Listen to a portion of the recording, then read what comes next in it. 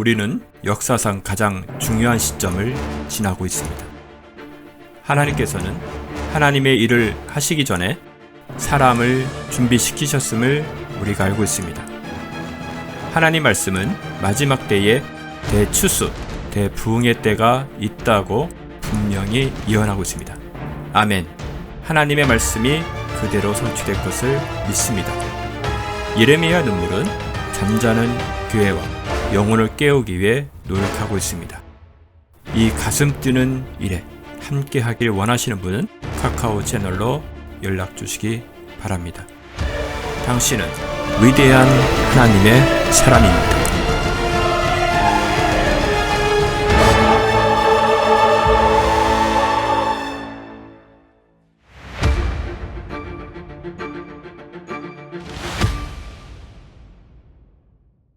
요한복음 17장 1절에서 8절 같이 합독하시겠습니다. 시작. 예수께서 이러한 말씀들을 하시고 눈을 들어 하늘을 보시며 말씀하시기를 아버지여 그 시간이 왔나이다. 아버지의 아들을 영화롭게 하셔서 아들도 아버지를 영화롭게 하게 하옵소서. 아버지께서 아들에게 모든 육체를 위해 권세를 주신 것은 아들에게 주신 모든 사람에게 영생을 주게 하려 하심이라. 영생은 이것이니 그 사람이 유일하시고 참 하나님이신 아버지와 아버지께서 보내신 예수 그리스도를 아는 것이옵니다. 내가 땅에서 아버지를 영화롭게 하였으며 아버지께서 내게 주라고 하신 그 일을 완성하였나이다. 오 하나 아버지시여 세상이 있기 전에 내가 아버지와 함께 갖고 있던 그 영광으로 이제 나를 아버지와 함께 영화롭게 하여 주옵소서. 나는 아버지께서 이 세상으로부터 나에게 주신 그 사람들에게 아버지의 이름을 나타내 보였나이다. 그들은 아버지의 사람이었는데 아버지께서 나를 주셨으며 그들은 아버지의 말씀을 지켰나이다. 이제 그들은 아버지께서 내게 주신 모든 것들이 다 아버지께로서 온 것임을 알았나이다. 아버지께서 내게 주신 그 말씀을 그들에게 전하였으니 그들은 그 말씀을 영접하여 내가 아버지로부터 온 것을 분명히 알았으며 또 아버지께서 나를 보내신 것을 믿었나이다. 아멘. 여러분 이 요한복음 17장은 너무나도 중요한 장입니다. 다 중요하다고 해서 목사님 말할 때마다 중요하다 하더라 이렇게 넘겨 짚을 이야기가 아닐 정도로 이 17장은 너무나도 중요한 이야기입니다. 여러분 육체의 권세를 주셨다 이런 말씀 성경에 여러 군데 나오거든요. 육체의 권세를 주셨다라는 육체의 권세는 이런 이야기가 되는 것이거든요. 그러니까 예수님께서 성육신 하셨기 때문에 육체의 권세를 얻게 되었습니다. 그러니까 육체의 권세는 어떤 것이냐면 이런 것입니다. 예수님께서 십자가에 죽으신 것은 우리 죄를 위해서 죽으셨어요.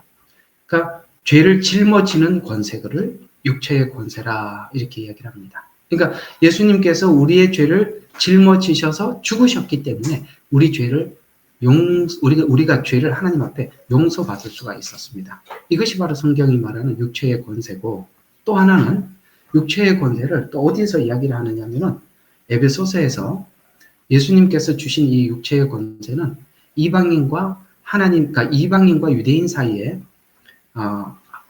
결코 이렇게 화합할 수 없는, 하나 될 수 없는 그 담을 허물어 주신 것을 보고 또 성경은 육체의 권세라 이렇게 말씀하고 있습니다.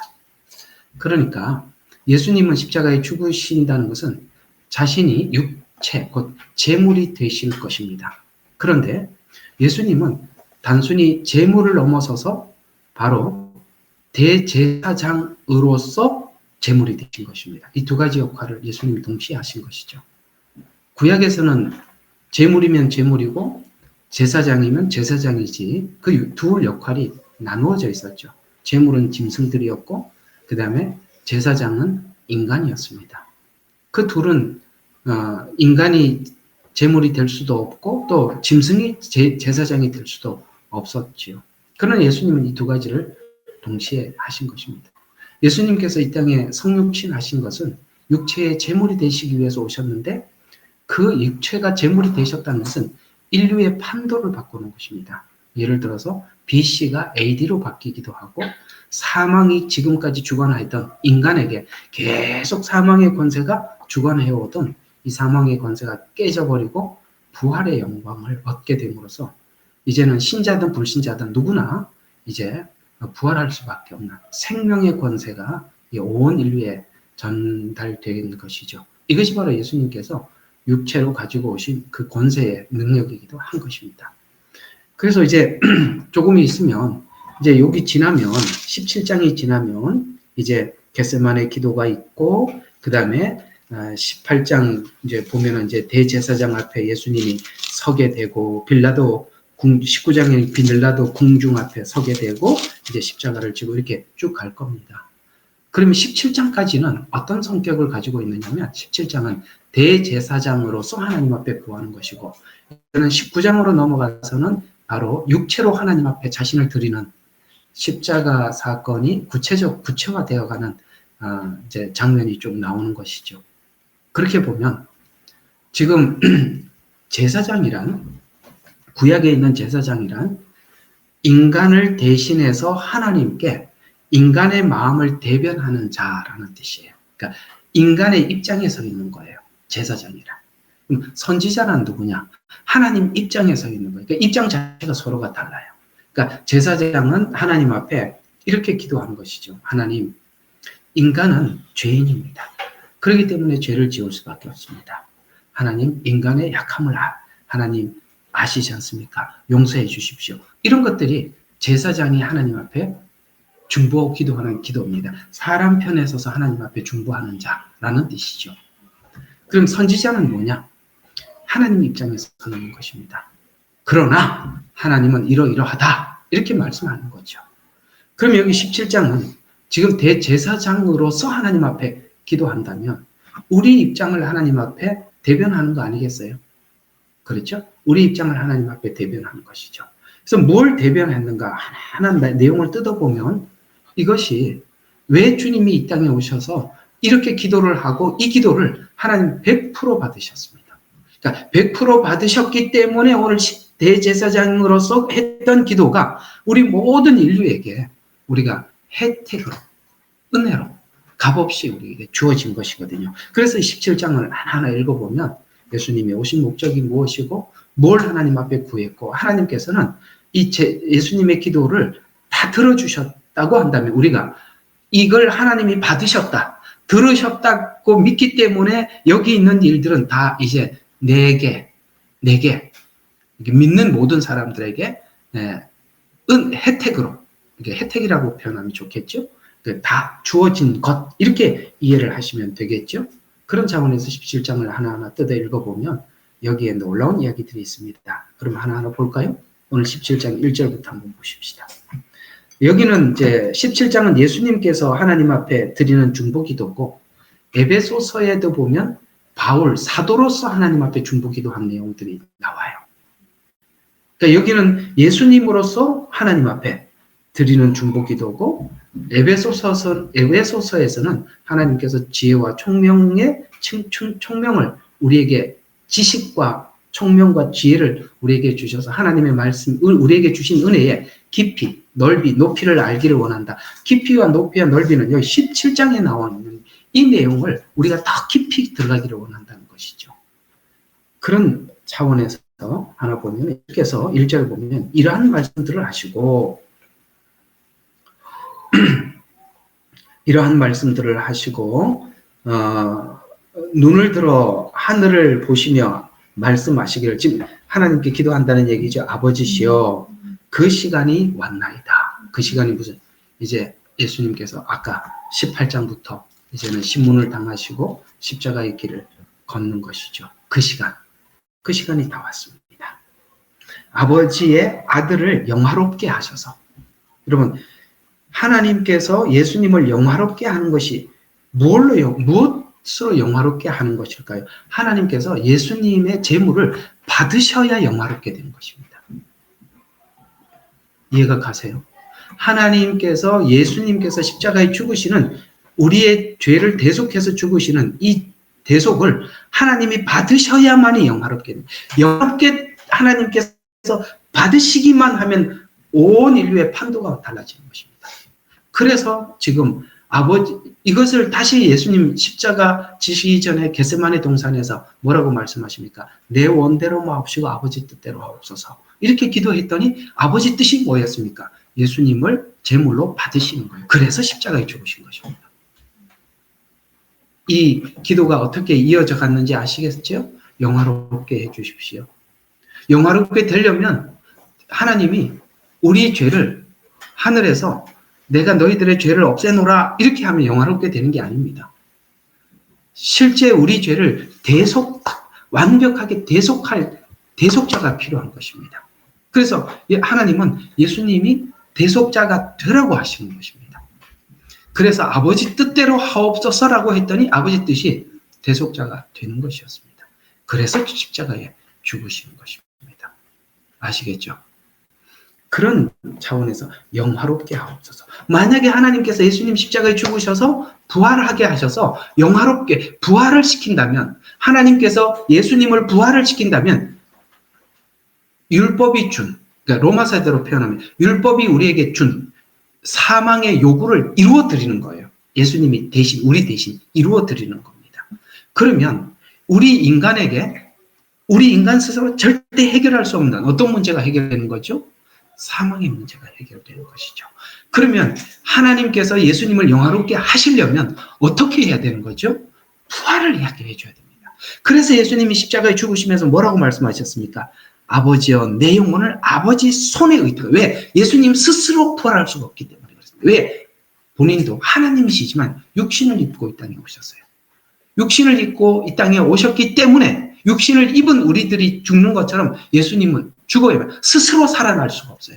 그래서 아버지께 의탁하는 것입니다. 그러면 하나님께서 예수님을 살리시면 뭐가 되는 겁니까? 영화롭게 되는 것입니다.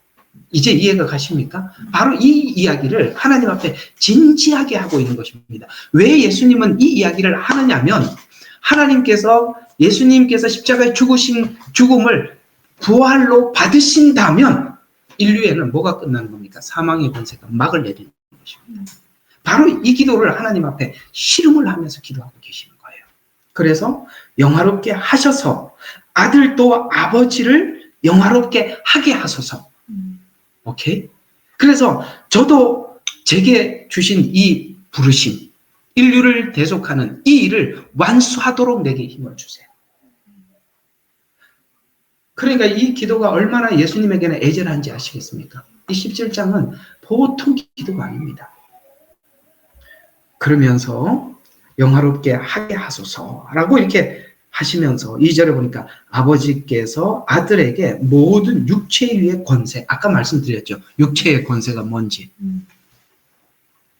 대속의 권세입니다. 대속의 권세. 그렇죠? 그 다음에 유대인과 이방인들이 하나가 되기 위한 권세. 이게 육체의 권세예요. 그러니까 예수님 십자가의 죽음은 창조보다 큰 거예요. 창세기 1장 1절은 갖다 댈 수가 없는 겁니다. 그래서 이 땅에 가장 위대한 일이 뭐냐라고 묻는다면 바로 예수님이 성육신한 일이요 십자가에 죽으신 일입니다. 그건 창조보다 크고 세상의 어떤 것보다 큰 겁니다. 그래서 육체의 권세를 주신 것은 아들에게 주신 모든 사람들에게 뭐를 주시려고? 영생. 이게 무슨 말입니까? 사망의 권세를 막을 내린다는 거예요. 막을 내리겠다는 거예요. 그래서 아들에게 주신 모든 사람에게 영생을 주게 하려 하심이라. 대속 아니고는 죄 문제를 그대로 두고 사는 거예요.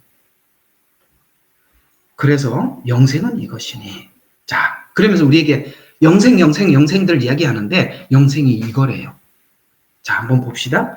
우리 복잡하게 영생을 이렇게 저렇게 푸는 거 다 거두절미하고 성경은 영생은 이것이라고 잘 설명하고 있습니다. 곧 사람들이 유일하시고 참 하나님이신 아버지와 아버지께서 보내신 예수 그리스도를 아는 것입니다. 이게 요한복음 3장 16절에 앞에 이미 기록되었었죠. 하나님이 세상을 이처럼 사랑하사. 예수님께서, 여러분 이런 거 있잖아요. 왜 하나님께서 이 말이 나오느냐면은 실제 사랑을 실천하신 분은 예수님인데 그걸 앞서서 그 실천에 앞서서 뭘 먼저 이야기를 하느냐면 하나님이 세상을 이처럼 사랑하사라고 하나님의 사랑을 먼저 표현하는 것입니다. 무슨 뜻이겠죠? 만약에 의사가 아니면 예를 들어서 부모와 자식 사이에 둘 중에 하나는 어떤 죄로 인해서 죽어야 한다면 부모가 자식 보고 네가 가서 죽어라. 나는 살아야겠다. 이런 부모는 정상적인 부모는 그런 부모는 잘 없을 거겠죠. 맞나? 아마 부모가 죽는 게 낫지 자식이 죽는 모습은 볼 수가 없는 거죠. 그래서 예수님이 사랑을 실천하신 분은 예수님이지만은 앞에 하나님이 세상을 이처럼 사랑했다는 이 말을 앞에다 둔 것은 하나님이 아들을 보내는 그 마음은 말할 수 없는 거예요. 물론 예수님은 이 일을 위해서 스스로 오셨다고 하시지만 성경은 그 오신 예수님을 하나님은 말리지 않고 보내셨다는 것입니다. 왜 보내야 하는지, 가서 무슨 일을 해야 할지 하나님 너무나도 잘 알고 있죠. 그것이 하나님은 세상을 사랑했기 때문에 아들을 줄 수 있었다. 이렇게 말씀하고 있는 것입니다.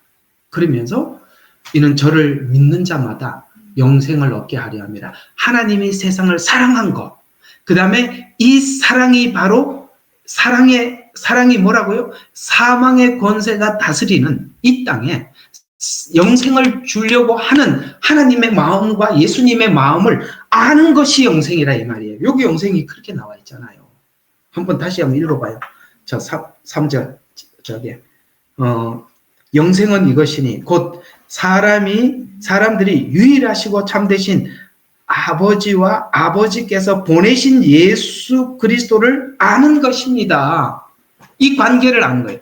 하나님이 우리를 얼마나 사랑했는지, 예수님이 왜 우리를 얼마나 사랑하셔서 그 십자가의 길을 걸어가셨는지 이걸 아는 것이 유일한 영생이라는 거예요. 우리 믿음의 근거가, 믿음이라는 것은 상대를 믿는다는 뜻인데 믿음이란 반드시 뭐가 깔려 있어야 되느냐면 사랑이 확인하지 않고는 상대를 향한 사랑을 확인하지 않고는 믿음이라는 것은 성립이 불가능한 거예요. 누군가를 여러분들 믿는다고 합시다. 여러분 돈이 많으면 믿습니까? 돈 많으면 더 믿을 수 없죠. 안 그래요? 돈 많은 사람 믿을 수 있나요? 돈이 많기만 하면 무조건 믿나요? 아닙니다. 이 세상에 여러분들 그래도 제일 믿을 수 있는 사람이 누구라고 생각하세요? 이 세상에서 부모라고 생각합니다. 10자식이 한 부모 못 건드린다는 말 아시죠? 자식이 10이 있어도 한 부모를 건드리지 못해요. 근데 한 부모는 20자식도 건드릴 수 있습니다. 이 세상에는 하나님이 우리를 사랑한 사랑 외에 이 세상의 가장 위대한 사랑은 부모 자식 사랑이에요. 근데 부모를 그렇기 때문에 사랑하기 때문에 뭘 합니까? 신뢰하고 믿는 겁니다. 믿음은 사랑이 전제가 되지 않고는 믿음이란 성립이 될 수가 없는 거예요. 우리가 예수님을 믿는다라는 말은 하나님이 우리를 어떻게 사랑하셨는지를 성경을 통해서 끊임없이 연구하는 겁니다. 그 안에서 사랑을 계속 확인하는 것입니다. 거기에 우리의 믿음이 쌓여가는 것이죠. 영생은 유일하게 참 하나님이십니까? 그 다음에 뭐죠? 예수 그리스도를 아는 것. 이게 얼마나 깊은 이야기인지 몰라요. 그것이 영생이랍니다. 여러분 우리가 교리적으로 꿰뚫고 있고 창세기 요한계시록까지 아는 것이 영생이 아니라 그 사랑을 아는 것이 믿음이 되는 거고 그 믿음이 영생이랍니다. 이렇게 성경은 풀어가고 있어요. 4절을 보면 내가 땅에서 아버지를 영화롭게 하였으며 라고 과거형으로 나옵니다. 그러면 땅에서 아버지를 영화롭게 한 적이 뭐죠? 성육신 사건이에요. 맞죠? 여러분 성육신 사건이에요. 그러니까 오신 그 자체가 아버지를 영화롭게 한 거예요. 왜? 본인이 대속자로 오셨거든요. 그래서 영화롭게 하셨고 과거에 했습니다. 왔습니다. 아버지께서 내게 주라고 하신 그 일을 완성하였나이다. 아버지요, 세상이 오기 전에 내가 아버지, 자, 여기서부터 굉장히 중요한 이야기가 나옵니다. 아버지여, 내가 세상에 오기 전에 내가 아버지와 함께 갖고 있었던 그 영광, 창세 이전에 가졌던 영광, 그 영광 가운데 인류를 창조하신 거예요. 오케이? 우리의 형상이라고 복수형으로 나와 있어요. 하나님이 만드셨는데 그 하나님 안에는 누가 있어요? 성부, 성자, 성령님이시죠. 그러니까 하나님과 예수님 사이는 창세 이전에 가졌던 영광이 있어요. 그것이 뭐냐면 하나됨의 영광이에요. 하나됨. 이걸 교회에서 하나 되라, 예수 믿으면 하나, 이런 정도 이야기가 아니에요. 우리 설교들을 자꾸 그렇게 예수 믿으면 우리가 하나가 되는 것이 하나님의 소원입니다. 그 얘기가 아니라 하나님과 예수님 사이에 있었던 그 영광, 그 하나됨을 우리 사망의 자리로 내려갈 수밖에 없는 우리들을 그 십자가의 은혜로 우리를 감화시켜서 예수님과 접붙여서 다시 하나 만들기 위해서 이 땅에 왔다는 거예요. 알아들으시겠습니까? 다시 한번 빨리 설명을 하니까 잘 못 알아들은 것 같아요. 무슨 말이냐면 이 하나됨은 보통 하나됨이 아니라 참 이 하나됨의 신비는 내가 말로 표현을 할 수가 없어요. 예를 들어서 예수님께서 이 땅에 스스로 오셨어요. 그런데 하나님이 이 땅에 보내셨다고 하고 있어요. 그러면 보세요. 예수님은 스스로 왔는데 하나님은 보냈다고 말을 하고 있어요. 이게 하나됨이에요. 이거 지금 어떤 느낌인지 아시겠어요? 그냥 서로 간에 말하지 않아도 주님이 내게 뭘 원하는지 아는 그 하나됨 말이에요. 네 가라, 좀 가자, 좀 해주라, 이런 말이 아니라 스스로 오셨지만 하나님이 보낸 이 둘의 하나됨, 그 신비로움. 우리가 예수님을 따르려고 할 때 느끼는 게 뭐냐면 굳이 성경에 말하지 않더라도 하나님이 진짜 나에게 이 시간에 내가 뭘 하기를 원하실까? 라는 것을 내가 스스로 찾아서 그 하나님과 하나됨을 추구하는 신자의 그 하나님과의 관계 속에 있는 그 뭐라고 표현해야 될지 모르겠습니다. 이신전심이 좋습니다. 그렇죠. 이신전심. 우리 한자로 표현하는 게 그때는 한자 표현이 좋네요. 바로 그 하나됨 말이에요. 이걸 우리에게도 회복시키겠다는 거예요. 그 십자가의 은혜로 우리를 감화시켜서. 그래서 이렇게 영화롭게 하라고 내게 주신 그 일을 완성. 5절입니다. 아버지의 세상 전에 내가 아버지와 함께 가지고 계셨던 그 영광으로 이제 나를 아버지와 함께, 여러분, 함께라는 말이 두 번 나오죠. 뭐예요? 아버지와 함께 가지고 있던 그 영광으로 이제 나를 아버지와 함께 영화롭게 해주신다면, 제 버전이에요. 제 버전으로 좀 살짝 바꿨어요. 그렇게 해주신다면 내가 이 모든 내게 오는 아버지의 사람들인데 내게 오는 그들을 다 끌어안고 아버지께로 올라가서 아버지와 나와 누렸던 그 영광을 아버지께서 내게 주신 그들과 함께 누리기를 바랍니다. 이 말이에요. 신기하죠. 참 너무나도 감동스러운 사랑 이야기예요. 우리 옛날에 복음성가에 보면 아름다운 이야기가 있네. 구세주의 사랑 이야기. 그 다음부터는 잘 생각이 안 납니다. 그래. 영광스러운 천국 떠난 사람, 나와 같은 죄인 구하래요. 주님의 그 사랑은 놀랍네. 아시죠? 더 말할 게 없어요. 그냥 주님의 사랑은 설명을 할 수가 없어서 놀랍네. 이렇게밖에 말할 수가 없었다는 거예요. 놀랍다. 나 같은 죄인 살리신 주은혜 놀라워. 사실 우리는 구원을 생각해보면 그냥 놀라울 뿐이에요.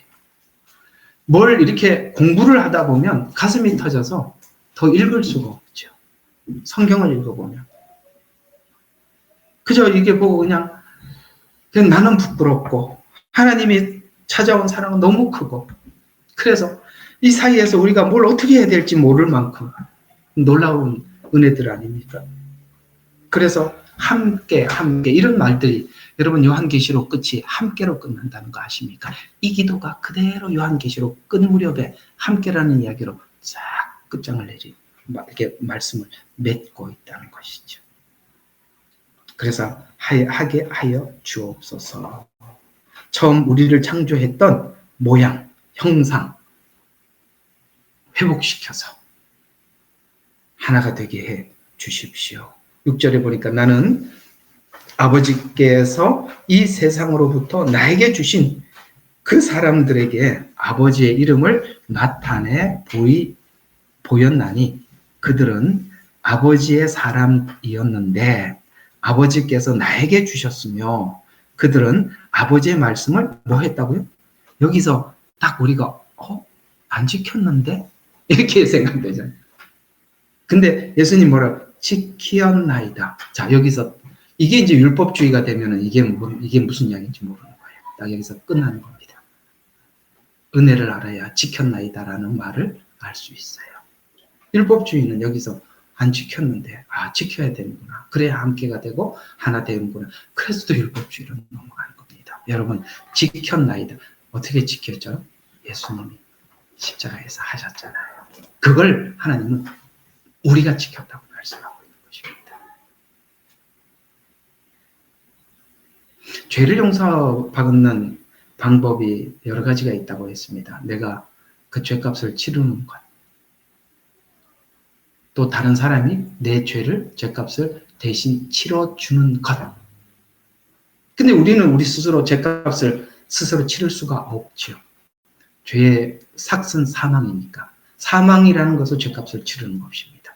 그런데 예수님께서 사망을 당할 이유가 없는 분이 우리를 대속해서 죽으심으로써 사망의 짐을 지심으로써 우리 죄를 대신함으로 오늘 여기는 지켰나이다라는 말로 표현하고 있는 것입니다. 실제 우리가 지키지는 못했어요. 그러나 지켰나이다 라는 말과 함께 우리는 이 말씀을 이제는 법으로 지키는 것이 아니라 가슴으로 지키기로 나가는 것입니다. 그것이 바로 하나님의 원래 창조에 속한 자유의지 안에서 주님을 사랑하는 것입니다. 지켰나이다. 이제 지켰으니까 뭐라고 합니까? 이제 그들은 아버지께서 내게 주신 모든 것들이 다 아버지로부터 온 것을 알았나이다. 우리가 그걸 알아야 돼. 예수님은 이게 아버지로부터 온 거구나. 라는 것을 우리가 아까 영생은 뭐라 그랬어요? 하나님 유일하신 참 하나님과 예수 그리스도를 아는 것이라고 했죠. 그것이 어떤 관계 속에서 예수님이 오셔서 이것이 한 것이 모두가 어디로부터 하나님께서 우리의 죄를 용서하기 위해서 보내셨구나라는 것을 아는 것. 그것이 유일한 영생이라고 말씀하셨어요. 우리는 성경을 통해서 발견하는 것은 이 모든 것이 하나님께서 창세 이전에 에베소서에서는 이걸 어디로 간다고요? 창세 이전에 이미 가지고 있었던 하나님의 계획이다. 이렇게 말씀하고 있는 것입니다. 왜 그걸 창세 이전으로 가죠? 우리 짧은 무리로 계산하지 말라는 겁니다. 우리 생각으로 짜내지 말라는 거예요. 우리의 구원을 생각해 보면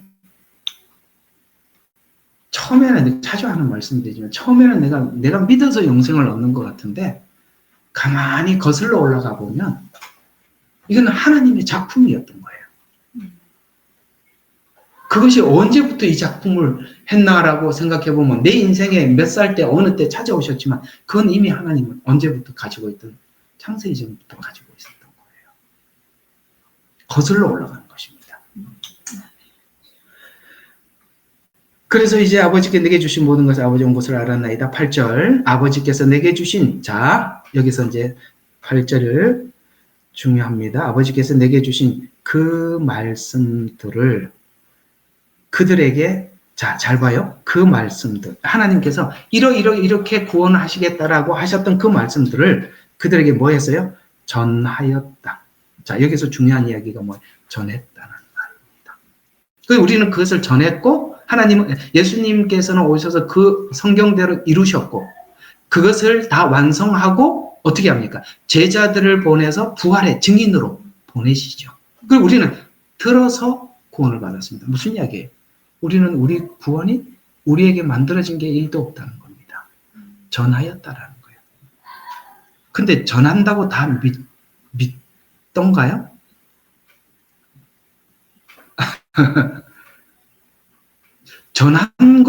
전해서 우리가 믿었다는 건 아는데, 전한 걸 우리가 믿었다는 게 또 신비로운 거예요. 그 얘기를 하고 있는, 전하였어요. 그랬더니 그들은 그 말씀을 영접하여 내가 아버지로부터 온 것을 분명히 알았으며, 아까 또 그러잖아. 누구로부터 왔다? 예수님의 아버지로부터 왔다. 저는 죄사함이 예수 그리스도 밖에 있다고 주장하는 사람들에게 이 질문을 가지고 해명을 좀 해보라고 하고 싶어요. 죄를 용서하실 분은 하나님이신데, 당신이 뭔데 맘대로 누가 이래도 용서받을 수 있다, 저래도 용서받을 수 있다는 기준을 당신이 뭔데 정하냐 이 말이에요. 안 그래요? 예를 들어서 내가 누구를 용서를 해야 된다고 가정합시다. 그럼 내가 용서를 해야 용서를 받는 거지, 용서받는 놈이 나름대로 나 이렇게 하면 용서 됐지, 용서해줘, 이런 희한한 상황이 어디 있어요? 용서해 줄 사람은 용서해 줄 마음도 꿈도 안 꾸고 있는데 지 마음대로 용서받는 길을 정해놔요. 부처도 용서해 줄 수 있다 그러고, 마음에 또 용서해 줄 수 있다 그러고, 아주 뭐 별 희한한 것들이 다 나와서 용서해. 내가 착하게 살면 용서받는다. 아니, 그 누가 정한 거예요? 그 다 사람이 정한 거 아닌가요? 지금 여기서 강조하는 게 뭡니까? 예수님은 하나님으로부터 왔다는 거예요. 왜요? 용서해 주셔야 할 분이 하나님이시기 때문에 자꾸 그런 주장을 하고 있는 거예요. 아시겠죠? 그래서 자꾸 이야기를 하는 거예요. 다른 데는 절대 구원이 없다는 거예요. 자, 그래서 아버지로부터는 분명히 알았으며 또 아버지께서 나를 보내신 것을 믿었나이다. 자, 전했어요. 알았어요. 믿었어요. 요걸 지금 예수님이 강조하고 있죠. 중요한 이야기 별표해 두세요. 자, 그러면 이 말씀이 골로새서에도 나와요. 자, 우리 골로새서 1장 9절부터 14절 가봅시다. 자, 1장 9절에서 14절. 자, 이런 연유로 우리 또 그것을 들은 날부터, 뭐라고? 아까 전했다고 하고, 여기는 들었다. 똑같은 이야기죠? 너희를 위하여 기도하고 간구하기를 그치지 아니하노니, 곧 너희가 모든 지혜와 영적 지각 안에서 그분의 뜻을 아는 지식으로 충만하게, 똑같지요? 요한복음 17장하고. 아는 지식으로 충만하게 되어 주께 합당히 행함으로 모든 일에 기쁘시게 하고 선한 일마다 열매를 맺고 하나님을 아는 지식에 자라나며 또 그분의 영광의 힘을 따라 모든 능력으로 강화되어 기쁨으로 모든 인내와 오래 참음, 스스로 자유의지로 하나님께서 주신 어떤 상황에서도 그분의 영광을 생각하면서 힘을 내어서 뭐 한다? 인내하고 오래 참고. 그것이 우리 속에 있더라는 거예요. 그것이 생기더라. 그 은혜 때문에 그것이 생기더라. 그래서 우리 빛 가운데 성도들의 유업의 동참자 되기를 합당하게 하신 아버지께 감사드리기를 원하노라. 그분께서 우리를 흑암의 권세로부터 구해내셔서 그분의 사랑하는 아들의 나라로 옮겨주셨으니 그 안에서 우리가 그의 보혈, 아까는 육체의 권세죠. 보혈을 통하여 구속, 곧 죄들의 용서함을 받았느니라. 어때요? 정확하게 요한복음 17장의 말씀을 간파하고 그대로 전달한 것입니다. 여기만 있는 게 아니죠. 쌍둥이 성경인 에베소서에도 똑같이 나와 있습니다. 자, 에베소서 1장 9절에서 14절. 놀랍게도 똑같습니다. 9절과 14절도 똑같아요. 에베소서 1장 9절에서 14절. 그의 기쁘심을 따라 자기 안에서 계획하신 바 그의 뜻의 신비를 우리에게 알게 하셨으니 이는 때가 찬 경륜 안에서 하나님의 그 계획 말이에요. 쭉 하나님 계획한 그 경륜 안에서 하늘에 있는 것이나 땅에 있는 것들이나 자신 안에 있는 것들까지도 만물을 그리스도 안에서 하나로 모으시려는 것이다. 아까 하나님을 기도했죠. 그래서 우리가 하나님을 사랑합니다라는 것이 옛날에는 율법으로는 고백이 안 됐는데 하나님께서 우리에게 보여주신 사랑 안에서 주님을 사랑합니다라는 고백이 되게 돼서 그래서 그리스도 안에서만이 이루어진다 이 일이. 그래서 계획대 그분의 신비를 알게 하셨으니 때가 찬 경륜에 하늘에 있는 것들이나 땅에 있는 것들이나 자신 안에 있는 것들까지도 만물을 그리스도 안에서 하나로 함께 모으려는 것이라. 모든 것을 그 자신이 의도한 대로 행하시는 이의 목적을 따라 우리가 예정되어 그분 안에서 유업을 받았느니라. 이는 먼저 그리스도를 믿었던 우리로 그의 영광을 찬양하게 하려 함이라. 우리가 신앙생활하는 힘이 어디서 나와요? 그 십자가의 은혜가 그분의 영광을 찬양하는 것이 우리의 힘이 되는 거예요. 주님을 사랑하는 힘이에요. 여호와를 사랑하는 것이 힘이에요. 그러면서 그분 안에서 너희도 진리의 말씀 곧 너희 구원의 복음을 아까도 말했어요. 듣고서 똑같지요. 듣고서 그분을 신뢰하였으니 또 너희가 그분을 믿고서 그분의 약속의 그 성령으로 인침을 받은 것이라. 이는 값주고 사신 그 소유를 구속하기까지 우리의 유업의 보증이 되어서 성령님이 주님 오시는 그날까지 우리의 구원의 보증이 되게 해주셔서 그의 영광을 찬양케 하시고. 왜 이런 방법으로 구원했다고요? 하나님을 찬양케 하기. 그 찬양이 여기서만 있는 게 천상에도 끊임없이 찬양으로 울려 퍼지는. 그래서 천국에 가면 뭐밖에 안 보여요? 예수님 십자가 보좌가 보여요. 그걸 볼 때마다 뭘 생각해요? 이 은혜를 찬양케 하려 함이라. 이것이에요. 여러분, 그럴 때 우리는 하나님의 모양과 형상을 회복하는 것이고 주님과 하나 되게 되는 것이고. 여러분, 다른 데서 애쓰지 마시고 주님의 은혜를 구하시고 거기서 찾으셔서 그 사랑을 영원토록 찬양하고 내일도 이 은혜가 힘있게 여러분의 현장에서 살아갈 힘을 주게 하실 줄 믿습니다.